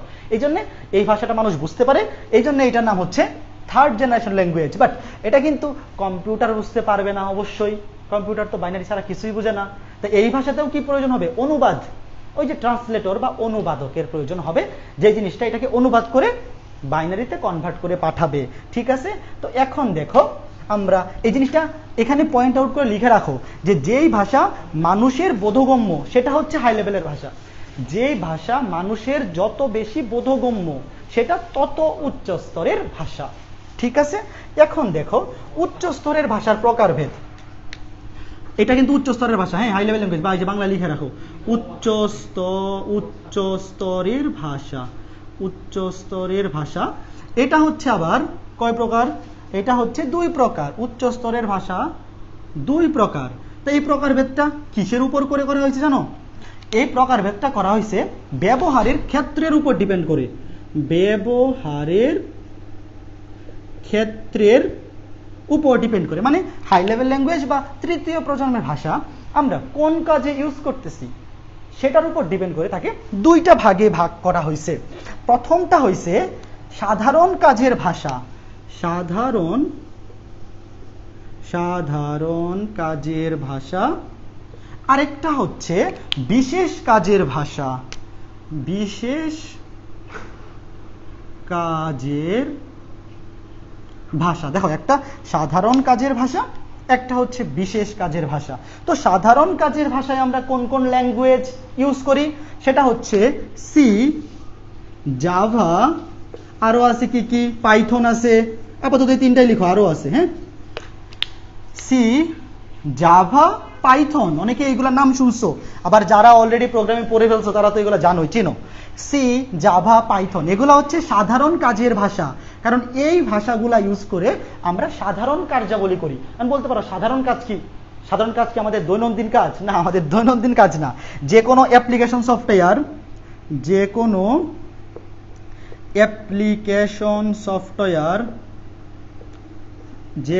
অ্যাপ্লিকেশন সফটওয়্যার বা ওয়েব পেজ তৈরি, এই সমস্ত কাজে এই ভাষাগুলো ইউজ করা হয়। এই সমস্ত কাজে এই ভাষাগুলো ইউজ করা হয়, মানে যেই থার্ড জেনারেশন ল্যাঙ্গুয়েজগুলো বা যেই হাই লেভেল বা উচ্চ স্তরের ভাষাগুলো কোনো অ্যাপ্লিকেশন সফটওয়্যার তৈরিতে, অ্যাপ্লিকেশন সফটওয়্যার মানে ওই যে আমরা মোবাইলে অ্যাপস তৈরি করি না, অ্যাপ ব্যবহার করি, যে আমরা মোবাইলে যত অ্যাপস ব্যবহার করি সবগুলোই তো একটা অ্যাপ্লিকেশন সফটওয়্যার। অ্যাপ্লিকেশন সফটওয়্যারগুলোকে আমরা ছোট করে অ্যাপস বলি। তো এই যে এই অ্যাপসগুলা যে এই ভাষাগুলা দিয়ে বানায় বা ওয়েব পেজ যে ভাষাগুলা দিয়ে তৈরি করে সেগুলা হচ্ছে সাধারণ কাজের ভাষা, এবং সেগুলোর উদাহরণ হচ্ছে সি, জাভা, পাইথন এগুলা। আর কিছু বিশেষ কাজ আছে যেগুলো আমরা বিশেষ কাজে ব্যবহার করি, সেই ভাষাগুলোকে বলা হয় বিশেষ কাজের ভাষা। কিছু উদাহরণ হচ্ছে এলআইএসপি, এলগল, আর কি আছে এলগল, ফরট্রেন। দেখো এই যে এইগুলা হচ্ছে বিশেষ কাজের ভাষার 3টা উদাহরণ, এলআইএসপি, এলগল, ফরট্রেন। দেখো এখন কোনটা কি কি কাজে ইউজ করা হয়, এদের নাম কেনই বা বিশেষ কাজের ভাষা হইল। এখন দেখো কেন এটার নাম বিশেষ কাজের ভাষা। এলআইএসপি ইউজ করা হয় কৃত্রিম বুদ্ধিমত্তায়। আমরা শুনি না যে আর্টিফিশিয়াল ইন্টেলিজেন্স, এটাকে বলা হয় আর্টিফিশিয়াল ইন্টেলিজেন্স। আর্টিফিশিয়াল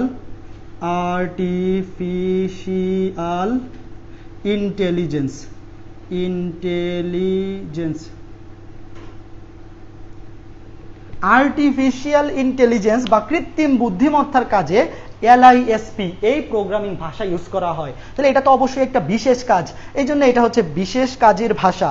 এরপরে যে এলগল, দেখো এলগল ইউজ করা হয়, এলগল ভাষা ইউজ করা হয় বৈজ্ঞানিক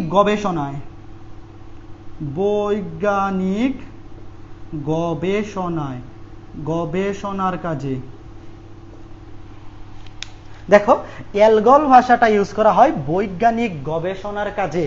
আর এখানে যে ফরট্রেন ভাষাটা আছে, এই যে ফরট্রেন ভাষাটা ইউজ করা হয় জটিল গাণিতিক সমস্যা সমাধানে। আমি এটা মুছে ফেলতেছি। দেখো এলআইএসপি ভাষা ইউজ করা হয় কৃত্রিম বুদ্ধিমত্তা বা আর্টিফিশিয়াল ইন্টেলিজেন্সের কাজে, এলগল ভাষাটা ইউজ করা হয় বৈজ্ঞানিক গবেষণার কাজে, এবং এখানে যে বাকি আছে ফরট্রেন ভাষাটা ইউজ করা হয় জটিল গাণিতিক সমস্যা সমাধানে ব্যবহার করা হয়। জটিল গাণিতিক সমস্যা সমাধানে ব্যবহার করা হয় এই ফরট্রান। আচ্ছা, ফরট্রানের কিন্তু পুরো নামটা জানো? ফরট্রানের পুরো নাম হচ্ছে ফর্মুলা কি জানি বলে, ফর্মুলা ট্রান্সফরমার, ফর্মুলা ট্রান্সলেটর, নাকি ট্রান্সলেটর বলে নাকি ট্রান্সফরমার বলে, এইটা দেখে নিও তো। এই যে ফরট্রানের পূর্ণ রূপটা হচ্ছে formula transformer baby, formula transformer. আবার এলগলেরও একটা পূর্ণ নাম আছে, এগুলো পড়বে, আমার এখন এক্স্যাক্টলি খেয়াল নাই। এই এলগল, ফরট্রান, এলআইএসপি তোমরা কাইন্ডলি গুগলে সার্চ করে অথবা বইয়ে আছে, বইয়ে এগুলো পূর্ণ রূপ শিখে নিবা, কারণ বিভিন্ন পরীক্ষায় তোমাকে বলবে নিজের কোনটি এলগলের পূর্ণ রূপ বা এলআইএসপি এর পূর্ণরূপটি লিখো। একটু সবাই কাইন্ডলি, আমি এক্সট্রিমলি সরি, আমার মনে ছিল না এগুলো বের করার। হ্যাঁ, এগুলো কিন্তু বের করে দেখানো উচিত ছিল। তোমরা এই তিনটা বা এই ধরনের প্রোগ্রামিং ভাষা কোনটার পূর্ণরূপ কি অবশ্যই শিখে রাখবা, পরীক্ষায় আসতে পারে। ঠিক আছে?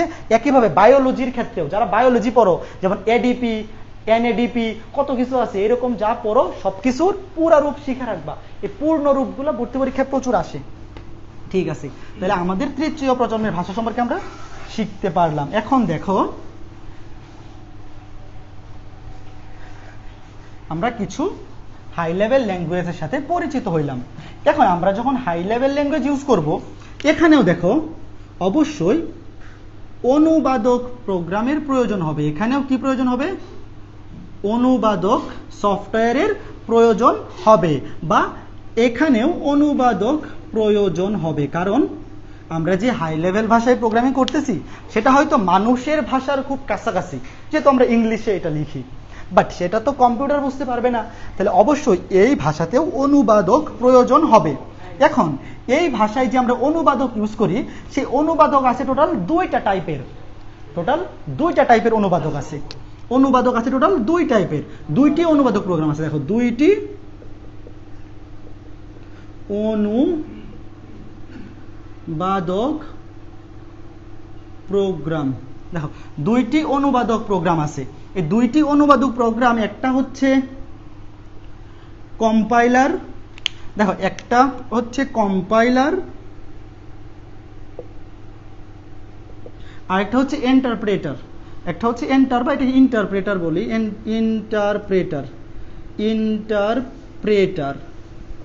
আমরা মেশিন ভাষায় কনভার্ট করার জন্য, আমরা যেহেতু থার্ড লেভেল ল্যাঙ্গুয়েজ বা হাই লেভেল ল্যাঙ্গুয়েজ কম্পিউটার বুঝতে পারে না, তো তুমি যখন এইটাতে প্রোগ্রাম লিখবা অবশ্যই কম্পিউটার যেন বুঝতে পারে, সেই জন্য কি লাগবে?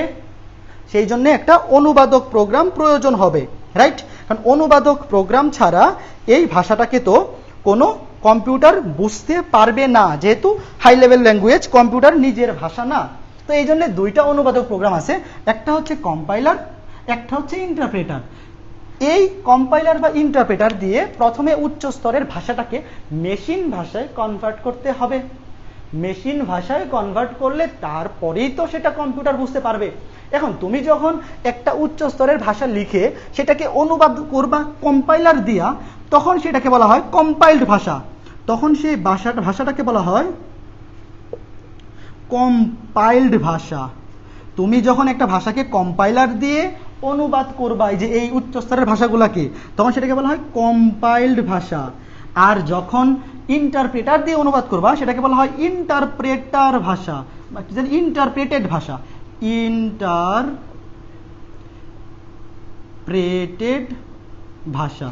ইন্টারপ্রেটেড ভাষা। দেখো, যে ভাষাটাকে তুমি কম্পাইলার দিয়ে অনুবাদ করবা সেটাকে বলা হবে কম্পাইলড ভাষা, আর যে ভাষাটাকে তুমি ইন্টারপ্রেটার দিয়ে অনুবাদ করবা সেটাকে বলা হয় ইন্টারপ্রেটেড ভাষা। এখন দুইটা কম্পাইলড ভাষার উদাহরণ হচ্ছে সি প্লাস প্লাস, অনেকে এগুলার নাম শুনছো, সি প্লাস প্লাস। এই দুইটা হচ্ছে কম্পাইলড ভাষা, কারণ এদেরকে অনুবাদ করা হয় কম্পাইলার অনুবাদকের সাহায্যে। ঠিক আছে, সি এবং সি প্লাস প্লাস। দেখো, আমরা যে প্রোগ্রামিং করব আমাদের সিলেবাসে কিন্তু শুধু সি প্রোগ্রামিং আছে, অন্য কোনো প্রোগ্রামিং কিন্তু এই ইন্টারমিডিয়েটের সিলেবাসে নাই। তো আমাদের সবচেয়ে ইম্পর্টেন্ট জানা দরকার হচ্ছে এই সি প্রোগ্রামিং। ঠিক আছে, নেক্সট ক্লাস থেকে আমরা ডিরেক্ট প্রোগ্রামিংয়ে ঢুকে যাব, কোনো সমস্যা নাই। এখন এই দুইটা হচ্ছে কম্পাইলড ভাষার উদাহরণ। আর ইন্টারপ্রেটেড ভাষার যদি উদাহরণ দেই, ইন্টারপ্রেটেড নিচে দেখা যাচ্ছে, একটু চেক করে নিই, দাঁড়াও, এই নিচ পর্যন্ত দেখা যাচ্ছে কিনা আমি একটু জাস্ট চেক করে নিই। হ্যাঁ, দেখা যাচ্ছে, ঠিক আছে। তা এই দুটো হচ্ছে কম্পাইলড ভাষা। আর ইন্টারপ্রেটেড ভাষার উদাহরণ হচ্ছে পাইথন, অনেকে নাম শুনছো অবশ্যই, Python, Ruby, Python, Ruby, Perl, Python, Ruby, Perl, এগুলা হচ্ছে ইন্টারপ্রেটেড ভাষা। পাইথন, রুবি, পার্ল, এই তিনটা হচ্ছে ইন্টারপ্রেটেড ভাষা। ঠিক আছে, লিখে রাখো, এগুলো এমসিকিউতে আসতে পারে, এমসিকিউতে আসতে পারে, যে তোমাকে বলতে পারে যে নিচের কোনটি ইন্টারপ্রেটেড ভাষা, পাইথন, রুবি, পার্ল। আরো উদাহরণ আছে, তোমরা বই থেকে আরো ডিটেলস পড়বো অবশ্যই, এইগুলা নিজের পড়তে হবে। এমসিকিউ এর জন্য নিজের ছাড়া কেউ এইভাবে এমসিকিউ ফুল তোমাকে অ্যান্সার করে মানে যত যেই স্যারের কাছেই পড়ো বা যত যেই পড়াক, এমসিকিউ ফুল কিন্তু তোমার নিজ দায়িত্বে বুঝে পড়তে হবে। ঠিক আছে, ওই দায়িত্বটুক নিজের নিতে হবে। ওকে, ঠিক আছে। তো এরপরে চলো আমরা দেখব উচ্চ স্তরের ভাষার সুবিধাসমূহ এবং অসুবিধাসমূহ। উচ্চ স্তরের ভাষার কি কি সুবিধা আছে এবং কি কি অসুবিধা এটার আছে, আমরা সেগুলা সম্পর্কে জানবো। প্রথমেই দেখো উচ্চ স্তরের ভাষার সুবিধাসমূহ। সুবিধাসমূহ, সুবিধা তো অনেক সুবিধা, কারণ যেহেতু উচ্চ স্তরের ভাষা আসলে ইংরেজিতে বা মানুষের ভাষাতে লেখা হয় বা এটা অনেক মানুষ বুঝতে পারে, তাহলে অবশ্যই এটা কি হবে, প্রোগ্রামার ফ্রেন্ডলি। এটা হবে প্রোগ্রামার ফ্রেন্ডলি। প্রোগ্রামার ফ্রেন্ডলি, তোমরা বাংলায় লিখো প্রোগ্রামার ফ্রেন্ডলি মানে হচ্ছে এই ভাষাটা প্রোগ্রামার সহজে বুঝতে পারে। এটা লিখতে গিয়ে প্রোগ্রামারের খুব বেশি কষ্ট হয় না, যেহেতু আমি বাংলা ভাষা বুঝতে পারি, বা ধরো বাংলায় তো লেখা হয় না, ইংলিশে লেখা হয়, তো ইংলিশ যেহেতু আমি বুঝতে পারি, তা আমার এটা লিখতে খুব বেশি কষ্ট হবে না, বা আমার কাছে এটা ফ্রেন্ডলি মনে হবে। এরপরে হচ্ছে প্রোগ্রাম ডিবাগিং সহজ। ডিবাগিং সহজ, ডিবাগিং সহজ, একটু আগেই বলে আসছিলাম ডিবাগিং কি জিনিস। ডিবাগিং মানে হচ্ছে প্রোগ্রামে ভুল ত্রুটি খুঁজে বের করে সংশোধন করা, মানে বাগ কালেকশন। দেখো, বাগ মানে হচ্ছে ভুল, বাগ, বাগ মানে হচ্ছে ভুল, আর ডিবাগ, ডিবাগ মানে হচ্ছে ভুল সংশোধন, ভুল সংশোধন। তো ডিবাগিং মানে হচ্ছে একটা প্রোগ্রামে ভুল হইলে সেই ভুলটাকে সংশোধন করার প্রক্রিয়া। তো তুমি যেহেতু ইংরেজিতে বা তুমি বুঝতে পারো এমন একটা ভাষায় প্রোগ্রামিং লিখতেছো, তাহলে এখানে তুমি অবশ্যই ভুল হইলে সেটাকে খুঁজে বের করা তোমার জন্য খুব কঠিন কিছু হবে না। ঠিক আছে, এবং এটার আরো ইম্পর্টেন্ট এবং সবচেয়ে সুন্দর যেই বৈশিষ্ট্যটা, সবচেয়ে সুন্দর যে বৈশিষ্ট্য, সেটা হচ্ছে যন্ত্র নির্ভর নয়।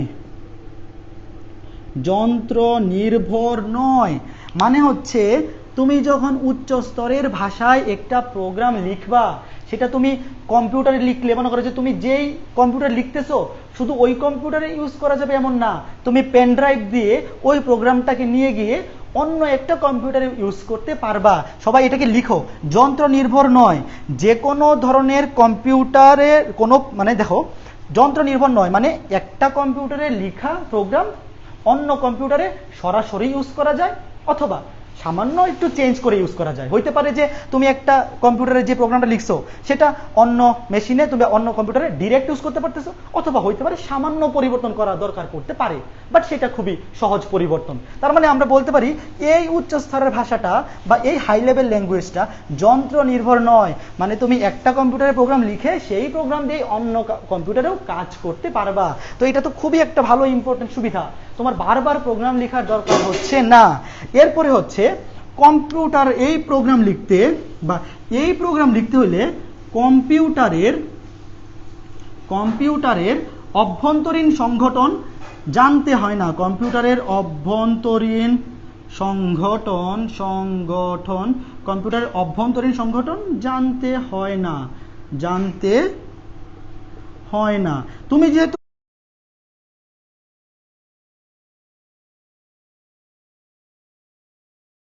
এই কম্পিউটারের অভ্যন্তরীণ সংগঠন না জানলেও বা কম্পিউটারের ইন্টারনাল স্ট্রাকচার না জানলেও তুমি প্রোগ্রামিং করতে পারবা, কোনো অসুবিধা নাই। তার মানে তোমাকে এই ভাষায় প্রোগ্রাম, আমরা সচরাচর এখনো এই ভাষাতেই লিখি, আমরা কিন্তু তৃতীয় প্রজন্মের ভাষা বা উচ্চ স্তরের ভাষাতেই আমরা এখনো পর্যন্ত প্রোগ্রামিং করব। আমরা এই সিলেবাসেও এটা দিয়ে পড়বো, সি হোক, সি প্লাস প্লাস, পাইথন, সবগুলাই এই প্রজন্মের ভাষা যেটা আমরা ইউজ করি, সেটা তুমি ইন্টারমিডিয়েট লেভেলে হোক বা ভার্সিটি লেভেলে হোক। এখন যেহেতু তোমরা জানো যারা প্রোগ্রামিং করে ওরা কিন্তু ওই যে মেকানিকের মতো কম্পিউটার খুইলা ঠিক করার দরকার পড়ে না, এমনকি অনেক প্রোগ্রামার ধরো ওই যে কম্পিউটার ভিতরে নষ্ট হয়ে গেলে ওদের কিন্তু নিজেদের ঠিক করা লাগে না বা ওরা ঠিক করতেও পারবে না, তাই না? কাজে যে প্রোগ্রামার, তুমি একটা প্রোগ্রামারকে কখনো এটা বলতে পারো না যে আমার কম্পিউটার কেন কাজ করতেছে না, ভিতরে কি সমস্যা হয় সেটা ঠিক করে দেন, সে তো ওটা জানে না। অনেকেই যারা সিএসসি পড়ে বা কম্পিউটার প্রোগ্রামিং পড়তেছে ওদেরকে অনেকে বলে যে আমার কম্পিউটারে ভুল, এটা অন হচ্ছে না, এটা ঠিক করতে পারতেছে না, এই প্রবলেম হয়ে গেছে, একটু বলে দে, এই করে দে, সেই করে দে। একজন স্টুডেন্ট সিএসসি তে বা প্রোগ্রামিং নিয়ে পড়ে বলেই সে যে তোমার কম্পিউটার কি কারণে নষ্ট হয়ে গেছে, কি প্রবলেম হয়েছে সেগুলো সলভ করে দিতে পারবে, এটা ঠিক না। এই সমস্ত ধারণা থেকে বেরোয় আসতে হবে। একজন প্রোগ্রামার যে কিনা এই ভাষায় প্রোগ্রামিং করে, সে যে কম্পিউটারের অভ্যন্তরীণ সংগঠন বা ইন্টারনাল স্ট্রাকচার কোথায় কি আছে সম্পর্কে জানতে হবে, এই জিনিসটা ঠিক না।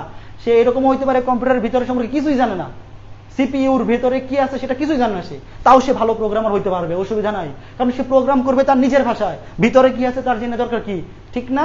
ওকে, ঠিক আছে। তা এইটা হচ্ছে থার্ড জেনারেশন ল্যাঙ্গুয়েজ বা উচ্চ স্তরের ভাষার সুবিধা সমূহ। তা মুখস্থ করার দরকার নাই, খালি বুঝবা প্রোগ্রামার ফ্রেন্ডলি, কারণ প্রোগ্রামার এই জিনিসটা বুঝতে পারে, এই ভাষা তার নিজের ভাষা, এই জন্য প্রোগ্রামার ফ্রেন্ডলি। ডিবাগিং সহজ, ভুল ত্রুটি খুঁজে বের করা সহজ, যন্ত্র নির্ভর নয়। একটা কম্পিউটারের জন্য লিখিত প্রোগ্রাম সরাসরি অন্য কম্পিউটারে বা সামান্য একটু পরিবর্তন করেই অন্য কম্পিউটারে ব্যবহার করা যায়, এবং কম্পিউটারের অভ্যন্তরীণ সংগঠন সম্পর্কে জানার প্রয়োজন নাই, অভ্যন্তরীণ সংগঠন জানা ছাড়াও এই ভাষা ইউজ করা যায়।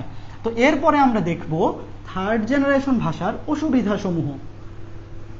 থার্ড জেনারেশন ভাষার অসুবিধাসমূহ খেয়াল করে দেখো, অসুবিধাসমূহ। তো প্রথম অসুবিধা কি? প্রথম অসুবিধা অনুবাদক প্রয়োজন, অনুবাদক প্রয়োজন।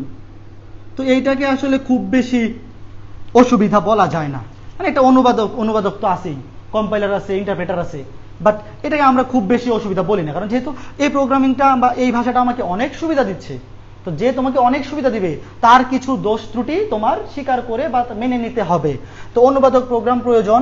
প্রোগ্রাম নির্বাহ অনেক ধীরগতির হয়, ধীরগতির হয়, মানে প্রোগ্রাম নির্বাহ বা প্রোগ্রাম তুমি যখন প্রোগ্রাম দিবা বা রান করাবা, রান করতে হতে প্রোগ্রামটা ধীরগতি বা প্রোগ্রাম নির্বাহ করতে বা রান করতে একটু লেট হয়। তো এই একটু সময় আমাদের খুব বেশি অসুবিধা না, দেখো এত সময় লাগে না যে 1.5 ঘন্টা 2 ঘন্টা বসে থাকতে হয়, ওরকম না, সামান্য একটু সময় লাগে। এরপর হচ্ছে প্রোগ্রাম রান করতে বেশি মেমোরির প্রয়োজন হয়, বেশি মেমোরির প্রয়োজন হয়। দেখো ঘটনাটা কি হচ্ছে, এখানে অনুবাদক প্রোগ্রাম লাগতেছে, যেহেতু এটা মেশিন ভাষা না, অবশ্যই এটাকে আগে মেশিন ভাষায় বা বাইনারিতে কনভার্ট করতে হবে, নাহলে তো কম্পিউটার বুঝবে না, এই জন্য অনুবাদক লাগবে। এটার গতি হবে ধীর গতি, মানে কম্পিউটার রান করতে বা নির্বাহ করতে সময় লাগবে বেশি, এবং মেমোরি প্রয়োজন হবে বেশি। ঠিক আছে, তো এইটা ছিল আমাদের তৃতীয় প্রজন্মের ভাষা। এখন আমরা শিখব চতুর্থ প্রজন্মের ভাষা। আমাদের এই চ্যাপ্টারে আমরা সবকিছু এই তৃতীয় জেনারেশন বা থার্ড জেনারেশন ভাষা বা সি প্রোগ্রামিং নিয়ে আলোচনা করব। এই ফোর্থ এবং ফিফথ আমাদের দরকার নাই, তাও বই আছে, আমি একটু বলে দিই। ফোর্থ জেনারেশন ভাষা বা ফোর্থ লেভেল, এটা হচ্ছে আরো ভেরি হাই লেভেল ল্যাঙ্গুয়েজ, এটা হচ্ছে very high level language. Fourth generation language, very high level language, যেটা আবিষ্কৃত হয়েছে 1970 সালে, 1970, মানে বাংলাদেশের জন্মের 1 বছর আগে। এবং এখান থেকে এই ভেরি হাই লেভেল ল্যাঙ্গুয়েজ থেকে তোমাদের খুব বেশি জানার দরকার নাই, এখানে পরীক্ষায় কিছু আসবে না, খালি কতগুলো উদাহরণ জানা থাকলে হবে যে ফোর্থ জেনারেশন ল্যাঙ্গুয়েজ বা ভেরি হাই লেভেল ল্যাঙ্গুয়েজের কয়েকটা নাম। দেখো এসকিউএল, এটা হচ্ছে একটা ফোর্থ জেনারেশন ল্যাঙ্গুয়েজ। তারপরে হচ্ছে নোম্যাড, এটা হচ্ছে একটা ফোর্থ জেনারেশন ল্যাঙ্গুয়েজ। ফোকাস, এইগুলা হচ্ছে ফোর্থ জেনারেশন ল্যাঙ্গুয়েজ, বাট আমাদের সিলেবাসে বা আমাদের বইয়ে পরবর্তীতে কোথাও এই ফোর্থ জেনারেশন ল্যাঙ্গুয়েজ নিয়ে আলোচনা নাই, এই যে আমাদের এটা নিয়ে খুব বেশি মাথা ব্যথা দরকার নেই, খালি জেনে রাখবা এটা 1970-এ আসছে, এটা একটা very high level language. Very high level language মানে কি, যত এই একটা প্রোগ্রামিং ভাষা যত মানুষের ভাষার কাছাকাছি সেটা তত হাই লেভেল। তার মানে তৃতীয় প্রজন্মের ভাষা যেটা, সেটা মানুষের ভাষার যতটুকু কাছাকাছি ছিল এটা আরো বেশি কাছাকাছি, রাইট? এরপরে fourth generation language, fifth generation language. খেয়াল করে দেখো, তৃতীয় প্রজন্মের ভাষা ছিল মানুষের ভাষার কাছাকাছি, ফোর্থ জেনারেশন ভাষা হচ্ছে মানুষের ভাষার আরো কাছাকাছি, তাইলে ফিফথ জেনারেশন ল্যাঙ্গুয়েজ কি হবে? ফিফথ জেনারেশন ল্যাঙ্গুয়েজটা হবে একদম ডিরেক্ট মানুষের ন্যাচারাল ভাষা, মানুষের ন্যাচারাল ভাষা। মানে এই ভাষায় প্রোগ্রামিং একদম আমরা মানুষের ন্যাচারাল ভাষায় লিখতে পারবো। এখনো কিন্তু এইটা আন্ডার কনস্ট্রাকশন, মানে এটা নিয়ে এখনো গবেষণা হচ্ছে, এখনো ফুলফিল ডিরেক্ট এখনো অ্যাপ্লিকেশন এটার আসে নাই। এটা নিয়ে এখনো গবেষণা চলতেছে যে কিভাবে মানুষের একদম ন্যাচারাল ভাষা মানে ধরো বাংলা, আরবি, উর্দু, হিন্দি, ইংলিশ, মানে তুমি যে কোনো মানুষের ভাষা দিয়ে তুমি কম্পিউটার প্রোগ্রামিং করতে পারবা। বা একদম আমরা যদি বলি বাংলায় তো অত দরকার পড়বে না, ইংলিশে যদি একদম টোটাল ন্যাচারাল ভাষায় বা আমরা লিখতে পারি, সেই প্রোগ্রামিংটাকে আমরা বলবো ফিফথ জেনারেশন ল্যাঙ্গুয়েজ। মানে হচ্ছে এখানে তুমি একদম মানুষের ভাষার সাহায্যে কম্পিউটার প্রোগ্রামিং এর ভাষার সাথে, মানুষের এক্সাক্ট ন্যাচারাল ভাষার সাথে কম্পিউটার প্রোগ্রামিং এর ভাষার সাথে একটা সেতু বন্ধন বা কানেকশন করে দিবা, সেইটা হবে ফিফথ জেনারেশন ল্যাঙ্গুয়েজ, যেটা এখনো আন্ডার গবেষণা, আন্ডার কনস্ট্রাকশন। দেখো এখন আমরা 5টা জেনারেশনের ভাষা শিখলাম, ঠিক আছে? তো এইগুলা বইয়ে আরো সুন্দর করে ব্যাখ্যা দেওয়া আছে, এমসিকিউতে যে কোনো কিছু চলে আসতে পারে, কাজেই ভালো করে এই জিনিসগুলো পড়বা, ঠিক আছে? এখন আমরা পড়ব একটি আদর্শ প্রোগ্রামের গুণাবলী। এটা কিন্তু খ নাম্বারে আসবেই, তোমরা যে পরীক্ষায় দিতে যাবা দেখবা খ নাম্বারে চলে আসছে আদর্শ প্রোগ্রামের গুণাবলী। একটা আদর্শ প্রোগ্রামের কি কি গুণাবলী থাকা উচিত, মিনিমাম 4-5টা শিখে রাখবা।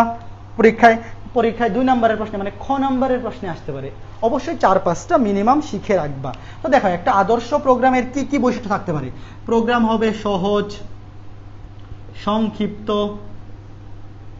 এবং বোধগম্য। তার মানে একটা আদর্শ প্রোগ্রাম অবশ্যই সহজ হইতে হবে, সংক্ষিপ্ত হইতে হবে, বোধগম্য হইতে হবে, রাইট? এরপরে 2 নম্বরে কি কি বলতে পারি? এরপরে হচ্ছে মেমোরি লাগবে অনেক কম, বা মেমোরি অনেক কম লাগবে, বা ন্যূনতম মেমোরির প্রয়োজন হবে, এরপরে 3 কি বলতে পারি? দেখো প্রোগ্রাম হবে সহজ, সংক্ষিপ্ত এবং বোধগম্য, এবং ওই প্রোগ্রামের জন্য মেমোরি সবচেয়ে কম লাগবে। তুমি যদি কয়েকটা প্রোগ্রাম দিয়ে মেমোরি ভরে যায়, একদম দেখবা যখন মোবাইল একদম মেমোরি ফুল হয়ে যায়, মোবাইল কাজ করে স্লো, কম্পিউটারের মেমোরি ভরে গেলে কম্পিউটার কাজ করে স্লো। তো মেমোরি যত কম ইউজ করবে সে, আমাদের জন্য তত ভালো, ঠিক আছে? সময় লাগবে কম, মানে প্রোগ্রাম রান করার জন্য তোমরা এত ছোট করে লিখো না, পরীক্ষায় একটু বড় করে লিখো যে প্রোগ্রামের ন্যূনতম মেমোরির প্রয়োজন হবে, প্রোগ্রাম হবে সহজ, সংক্ষিপ্ত, বোধগম্য, প্রোগ্রাম নির্বাহের জন্য সময় সবচাইতে কম লাগবে, ওভাবে লিখবা। প্রোগ্রাম নির্বাহের জন্য সময় লাগবে সবচাইতে কম। এরপরে কি আছে? প্রোগ্রাম সহজে সম্প্রসারণযোগ্য হবে, প্রোগ্রাম সহজে সম্প্রসারণযোগ্য হবে, অর্থাৎ তুমি যেন সহজেই কম্পিউটার প্রোগ্রামটাকে এডিট করতে পারো, মানে এটাকে তুমি এক্সট্রা বাড়াও কমাও যে কোনো কিছু হোক সেটাকে তুমি এডিট করতে পারো, বা সম্প্রসারণ প্রয়োজন হইলে করতে পারো, যেটা যেভাবে আছে ওই যে পিডিএফ ফরম্যাটে যেন না হয়, মানে পিডিএফ ইচ্ছা করলে ওটাকে কি করা যায়, এডিট করা যায় না, তো এটা যেন এডিটেবল হয় বা সম্প্রসারণযোগ্য হয়, ঠিক আছে? তুমি ইচ্ছা মতো এটাকে কমাইতে বাড়াইতে বা পরবর্তীতে এডিট করতে পারো। এরপর হচ্ছে টেস্টিং, প্রোগ্রাম টেস্টিং বা ডিবাগিং, করা সহজতর হতে হবে। একটা প্রোগ্রাম যদি আদর্শ প্রোগ্রাম হইতে চায় তাহলে অবশ্যই সেই প্রোগ্রামটা সহজ হইতে হবে, সংক্ষিপ্ত হইতে হবে, বোধগম্য হইতে হবে, মেমোরি লাগতে হবে সবচেয়ে কম, সময় লাগতে হবে কম, মানে প্রোগ্রাম রান করার জন্য সময় লাগতে হবে কম, সহজে সম্প্রসারণযোগ্য হতে হবে, এবং টেস্টিং বা ডিবাগিং করা সহজ হতে হবে। এই 5টা হচ্ছে আদর্শ প্রোগ্রামের গুণাবলী। আরো অনেক গুণাবলী বই আছে, মিনিমাম 5-6টা তোমরা মনে রাখবা বা জেনে রাখবা, যেন পরীক্ষায় খ নম্বরে আসলে অ্যান্সার করতে পারো। এখন হচ্ছে প্রোগ্রামের সংগঠন।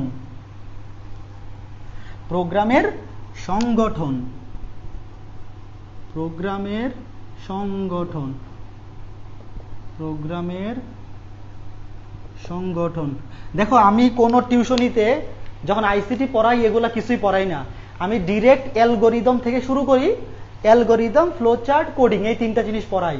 তো আমিও ভাবতেছিলাম যে এই অনলাইন ক্লাসেও হয়তো ওখান থেকে শুরু করব, বাট ভাবলাম যে যেহেতু আমি বলছিলাম যে পুরা আইসি প্রোগ্রামিং পড়াবো, তখন অনেকে বলতে পারে যে আপনি তো এই শুরুর দিকে কিছুই পড়ার নাই, তো আপনি পুরা প্রোগ্রামিং কেমন পড়াইলেন। তো এই জন্যে এই ব্লেম যেন তোমরা আমাকে না দাও, সেই জন্য এইগুলাও পড়াইতেছি, বক বক করতেছি। তো অনেকে হয়তো ক্লাসে শুরুতে এসে এখন চলে গেছে, কারণ এগুলা তো আমার কাছে পড়ার দরকার নাই, এগুলা তো তুমি বই থেকে রিডিং পড়লেও বুঝবা, তাই না? বাট ভাবলাম যে আজকে ক্লাসে এগুলা নিয়ে আলোচনা করে আগামী ক্লাস থেকে আমরা ডিপ থেকে বা ওই লেভেল থেকে শুরু করব। এখন প্রোগ্রামের সংগঠন, প্রোগ্রামের সংগঠন হচ্ছে প্রোগ্রামের অংশ, বা একটা প্রোগ্রামে কতগুলো অংশ থাকে। একটা প্রোগ্রামের তিনটি মেইন অংশ থাকে, একটি প্রোগ্রামের তিনটি অংশ থাকে। একটি প্রোগ্রামের কয়টি অংশ থাকে? তিনটি অংশ থাকে। প্রথমটি হচ্ছে ইনপুট, তারপরেরটি হচ্ছে প্রসেসিং বা প্রসেস, ইনপুট, প্রসেস, আউটপুট। এটা তো আমাদের জানা বিষয়, তাই না? Input, process, output. তুমি একটা প্রোগ্রামের মধ্যে প্রথমে তুমি ইনপুট দিবা, সেটা প্রসেস হবে, তারপরে তুমি আউটপুট পাওয়া, এই টোটালটা মিলেই একটা প্রোগ্রাম। তো একটা প্রোগ্রামের তিনটা অংশ বা প্রোগ্রামের সংগঠন বলতে আমরা এই তিনটা অংশকে বুঝি, যে তুমি একটা প্রোগ্রামে আগে ইনপুট দিবা, তারপর সেই প্রোগ্রামটা প্রসেসিং হবে, তো প্রসেসিং হওয়ার পরে তোমাকে আউটপুট দিবে, ঠিক আছে? তো এই যে ইনপুট, প্রসেসিং, আউটপুট, এই তিনটাই হচ্ছে একটা প্রোগ্রামের অংশ, বা এই তিনটাকে বলা হয় প্রোগ্রামের সংগঠন। এই তিনটাকে বলা হয় প্রোগ্রামের সংগঠন। এরপরে আমরা দেখব প্রোগ্রাম তৈরির ধাপসমূহ। আমরা আজকে ক্লাসের একদম লাস্ট ধাপে চলে আসছি। আমরা এখন প্রোগ্রাম একটা তৈরি কিভাবে করতে হয় সেই ধাপগুলা দেখব। তারপর আগামী ক্লাস থেকে আমরা মেইন আকর্ষণ অ্যালগরিদম, ফ্লোচার্ট, কোডিং শুরু করে দিব, ঠিক আছে? তো চলো আজকে আমরা লাস্ট টপিকটা পড়ে ফেলি, প্রোগ্রাম তৈরির ধাপসমূহ। প্রোগ্রাম তৈরির কি কি ধাপ আছে, বা কি কি ধাপ ফলো করে একটা প্রোগ্রাম তৈরি করা হয়, সেই ধাপগুলো আমরা দেখি। 1 নম্বর ধাপ, ধরো আমরা প্রোগ্রাম দিয়ে কি করি? বিভিন্ন সমস্যা সমাধান করি, তাই না? প্রোগ্রাম আমরা কি কাজে ইউজ করি? বিভিন্ন সমস্যা সমাধানের জন্যই তো। তো একটা প্রোগ্রাম লেখার আগে অবশ্যই আমাদেরকে জানতে হবে সেই সমস্যাটা কি। প্রথমে সেই সমস্যাটা বা প্রবলেমটা বিশ্লেষণ করতে হবে, বিশ্লেষণ করতে হবে। এটাকে বলা হয় প্রবলেম অ্যানালাইসিস। এটাকে বলা হয় প্রবলেম অ্যানালাইসিস। তুমি যখন একটা প্রবলেম বা সমস্যা সমাধানের জন্য একটা প্রোগ্রাম লিখতে বসবা, তো আগে তো এই সমস্যাটা নিয়ে তোমার বিস্তর জেনে নেওয়া উচিত। সমস্যাটা কি, সমস্যাটা সলভ করে আমার কি কি জানতে হবে, আমি কেমনে সলভ করবো না করবো। একটা বিষয় তুমি যখন কোনো একটা কাজ শুরু করবা, তো কাজটা সম্পর্কে আগে ডিটেলস অ্যানালাইসিস করে নিলা ভালো। একটা ম্যাথ তুমি যখন শুরু করো, তোমাকে বলা হলো যে এক্স এর মান বের করো, তো প্রথমেই তো তোমার আগে জেনে নেওয়া উচিত আমার এখানে কি কি দেওয়া আছে, প্রবলেমটা কি, আমরা সলভ করে বের করতে হবে কি, এই জিনিসটা আগে চিন্তা করে নেওয়া উচিত। তাহলে এইখানেও আসলে জিনিসটা এরকম, একটা প্রোগ্রাম তৈরির আগে তুমি যেই প্রবলেমটা সলভ করার জন্য প্রোগ্রামিং করতেছো, সেই প্রবলেমটা সম্পর্কে বিস্তর অ্যানালাইসিস করে নিবা। তারপরে 2 হচ্ছে প্রোগ্রাম ডিজাইন। প্রোগ্রাম ডিজাইন, তুমি প্রথমে প্রোগ্রাম অ্যানালাইসিস করে নিছো, এরপরে প্রোগ্রাম কি করবা, ডিজাইন করবা। মানে প্রোগ্রামটা দেখতে কেমন হবে এটার একটা ডিজাইন তুমি দাঁড় করাবা। মনে করো যে তুমি প্রবলেম কি করতে হবে বুঝে গেছো, এখন তুমি নিয়ে এটা নিয়ে একটা ডিজাইন তৈরি করবা, ঠিক আছে? তো ডিজাইনটা যখন রেডি হবে, এই ডিজাইন রেডি হওয়ার পরে আমাদের মেইন কাজ কি,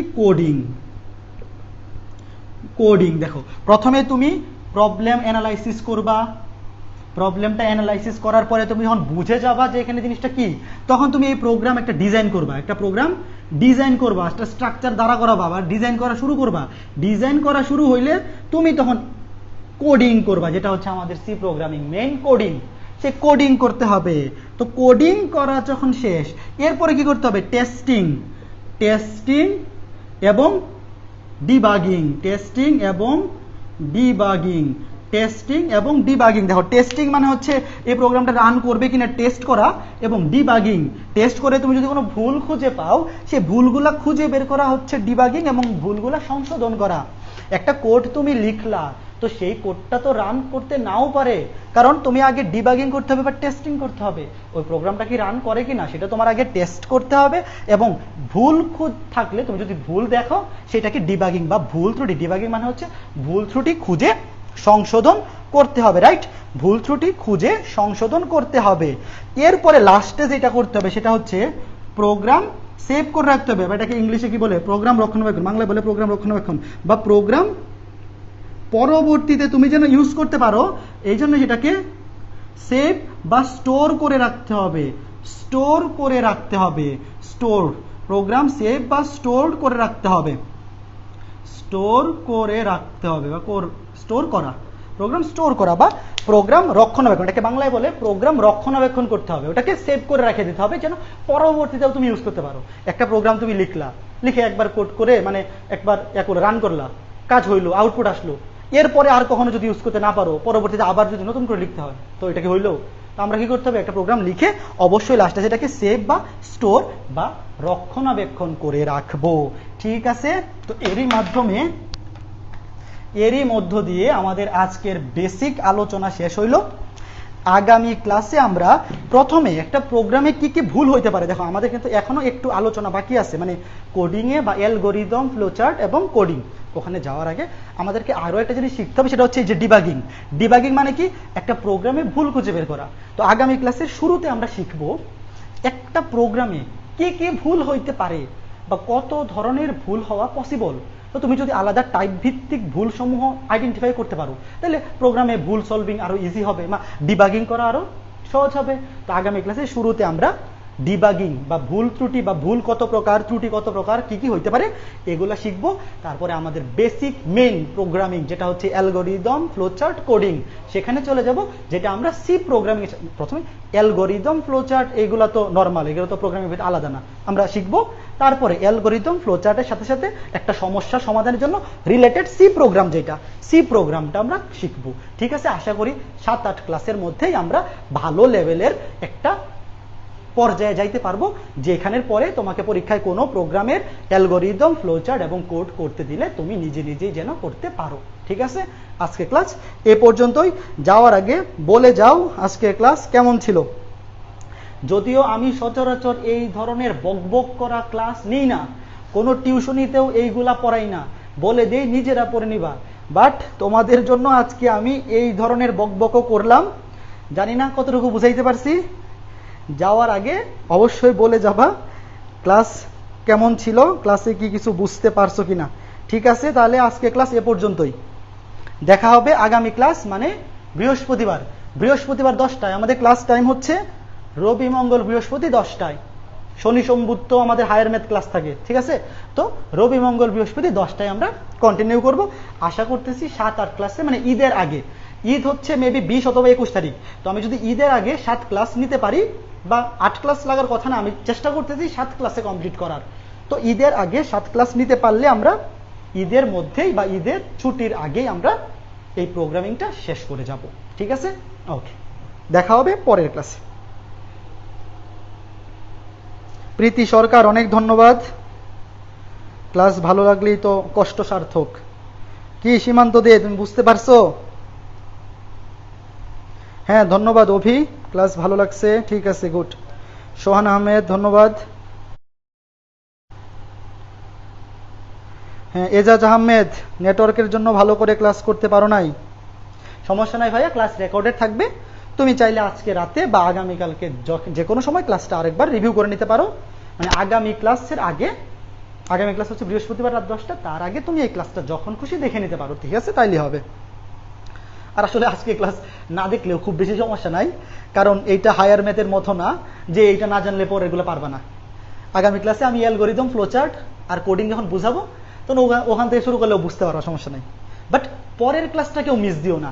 এইখানে যে 45 জন আসো তারা মাস্ট সেকেন্ড ক্লাস মিস দিবা না। সেকেন্ড ক্লাসে আমি অ্যালগরিদম, ফ্লোচার্ট শুরু করব।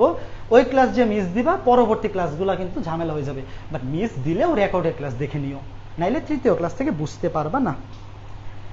ঠিক আছে, ঠিক আছে, ওকে। তাহলে আমি আজকে ক্লাস এন্ড করতেছি। আজকে ক্লাস তাহলে আমি এন্ড করে দিচ্ছি।